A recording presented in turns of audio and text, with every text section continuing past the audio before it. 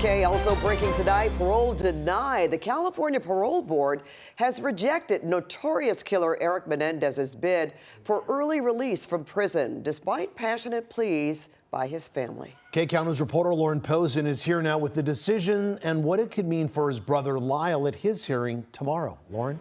Well, Juan and Pat, you know, these hearings usually last a couple hours, but this one stretched to over 10.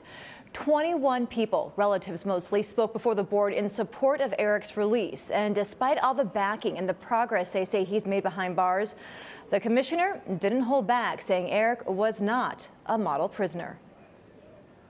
This is the only image of Erik Menendez in prison attire during his highly anticipated virtual parole hearing on Thursday, where the board denied freedom more than 35 years after the murders of his parents in their Beverly Hills home. His cousin and fierce defender, Anna Maria Baralt, tonight. It's disappointing, I know. We are certainly disappointed as a family. It was a very, very long day. Through transcripts of the hearing, Commissioner Barton said, "Two things can be true. They can love and forgive you, and you can still be found unsuitable for parole." He went on to say, "I believe in redemption, or I wouldn't be doing this job. But based on the legal standards, we find that you continue to pose an unreasonable risk to public safety."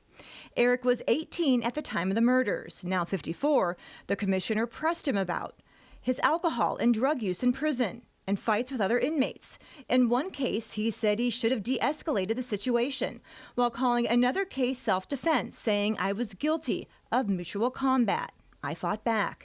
Attorney Lou Shapiro says those factors all played into the board's decision. There's the fact that he had a cell phone, he used it, he may have given it to other people to use. Another issue that they had was that he had some affiliation with the gang inside the prison, which he tried to explain that's how prison life is. You have to be connected for protection. And I can tell you that there is some truth to that. But at the end of the day, they're looking for infractions like that. If they don't see a model citizen prisoner, it's their first time asking for parole, they're going to be tough on you, even if your last name is Menendez. Erik will be eligible for parole in 3 years. His brother Lyle will go in front of a different parole board tomorrow. Shapiro says ultimately their fate is in the hands of the governor. It's not very encouraging for Lyle Menendez, given what happened to Erik today.